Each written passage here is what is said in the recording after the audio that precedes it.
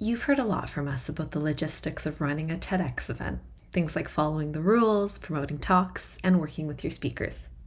All of that is, of course, incredibly important, but you can work for months, get every logistical detail right, build the most beautiful spaces, quite literally roll out the red carpet, have the best speakers lined up, and be ready to go. But you'll still fall short if they're speaking to an empty theater. You need to get your attendees not only to the venue, but in the room, on time, excited, and ready to be fully engaged in your event. So how do we create an experience that truly feels seamless, welcoming, and intuitive for your audience?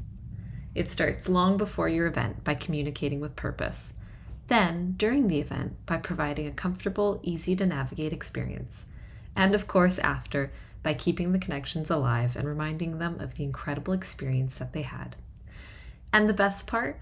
The 3 principles of creating a seamless attendee experience are completely scalable, whether your event is for 10 people or 10,000. So let's walk through the practical ways to care for your audience before, during, and after your event. Ways to not only fill those seats, but to make sure your attendees are excited and connected long after the day is over. The first principle of caring for your attendees is through thoughtful communication before your event. As I mentioned before, we'll call this communicating with purpose. While necessary event logistics emails are important, marketing emails should be selective and impactful. Overloading your audience can lead to disengagement. By creating a strategic communication plan, you ensure attendees receive essential information without feeling overwhelmed. For now, let's skip ahead to the point where your attendees are already registered, though. This is where it becomes crucial to prioritize what you're sending them. I can't stress this enough. Don't overwhelm your registered attendees. They've already bought in. But it's a balance between what's nice for them to know and what they need to know. Too little and they won't know where to go or what to do. Too much and they might tune you out, or worse, unsubscribe. So how do we prioritize and cut out all the noise? By creating a communications plan and sticking to it. For a one-day event, here's how a simple plan with just 4 emails might look.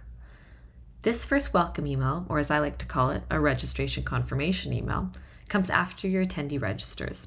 It sets the tone. It's straightforward but important. Include the date, time, location, venue, and any other details you have at that stage. I personally like to add an add to calendar button so attendees can easily save the event to their schedules. This email is often the one attendees refer back to for quick event details. If your event details remain unchanged, the next email could be about a week before the event. This should again cover venue details, but more importantly also include directions, parking info, and anything else attendees might need to arrive prepared. It also serves as a gentle reminder that the event is coming up. The day before your event, send an email to build excitement and ensure attendees are prepared.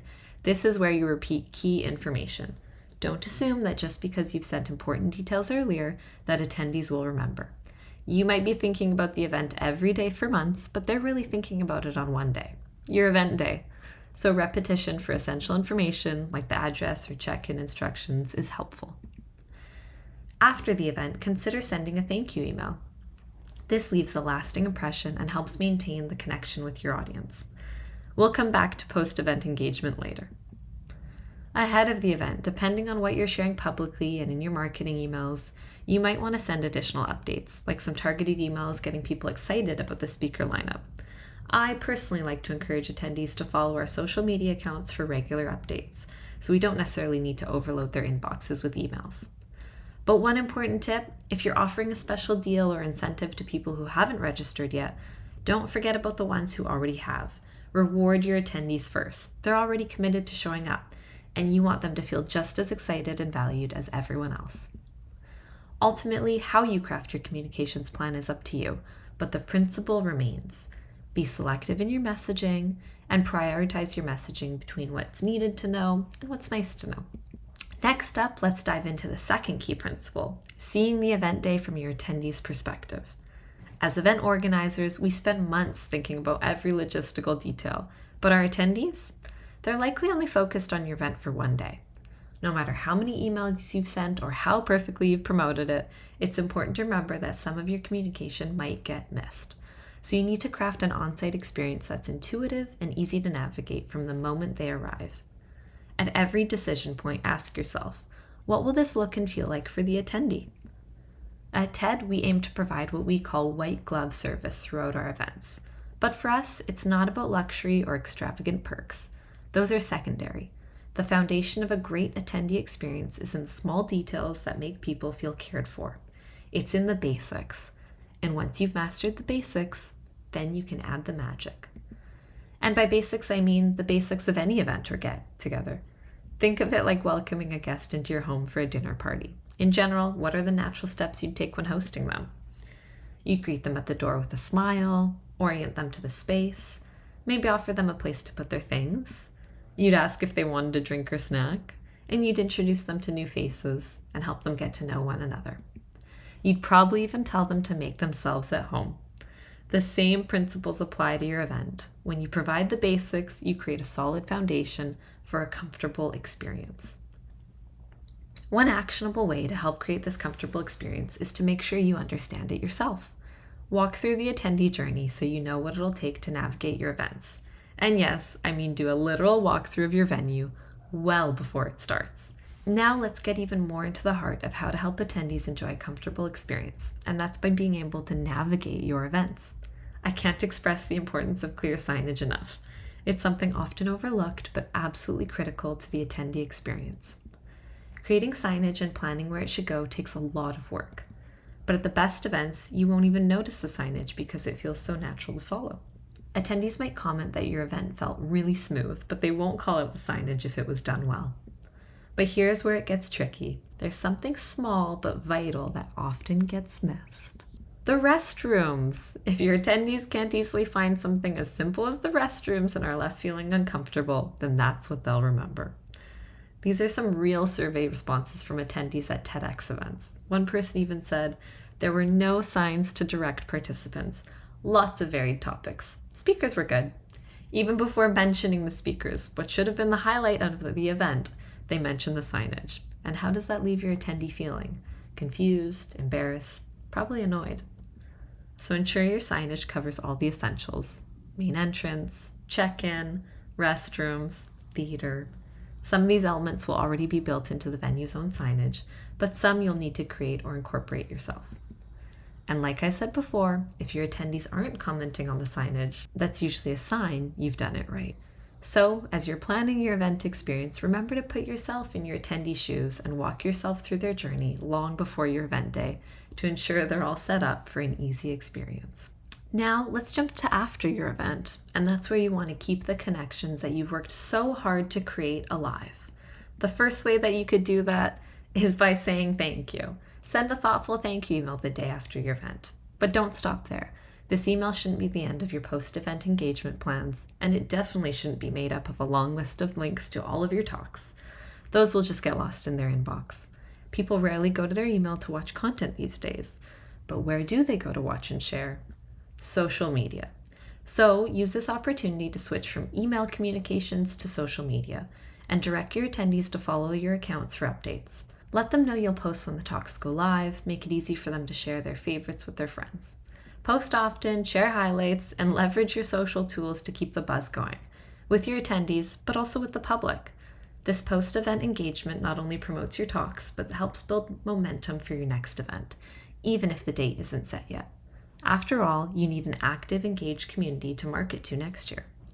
Here are some of my favorite ways you can and should be using social media after your event has wrapped to both amplify your event and grow engagement.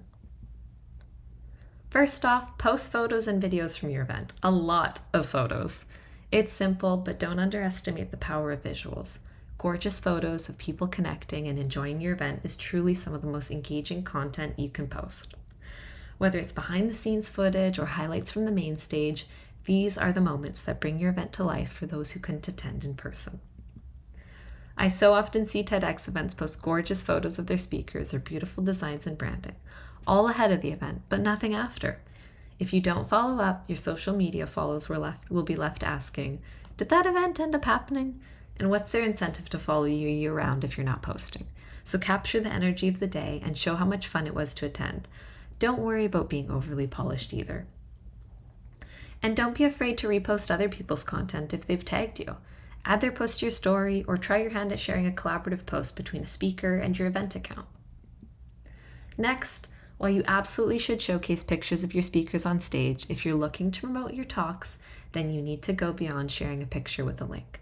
You can and should be sharing video clips of your talks on social media. This will help bring your speakers' talks to life, putting the public in your theater, making them feel like they were there. If you showcase a compelling clip of a talk, your audience might be more eager to click through to watch the rest. As per our guidelines, your talk clips can be up to 60 seconds, and you absolutely should tag our official TEDx account in your posts. On that note, I welcome and encourage you to tag our official TEDx Instagram account in your favorite photos and videos from the day. We repost a lot of what you tag us in. It's what our account is really for, to amplify your events. The caveat here is we don't promote your events on our social media before they happen. We share highlights from them after. Lastly, whether you're posting on Instagram, LinkedIn, Facebook, or anywhere else, it's important to tailor your content to fit the strengths of each platform. Take LinkedIn as an example. It's a platform designed for professional networking. So after your event, use it to showcase the behind-the-scenes effort, thank your speakers and volunteers, and highlight the planning and execution that made your event a success. To wrap it all up, the key to keeping your audience connected after your event is simply by being consistent. You've spent months preparing for your event, and now that it's over, don't disappear. By staying active on social media and continuing to engage with your community, you'll ensure that your event isn't just a one-time experience. It's part of an ongoing relationship. And that's really the last piece of the puzzle about how to care for your audience before, during, and after your event. And when we put it all together, when we communicate with purpose ahead of time, create a comfortable experience at our events, and keep the connections alive after, we build a seamless and memorable attendee experience. Thank you.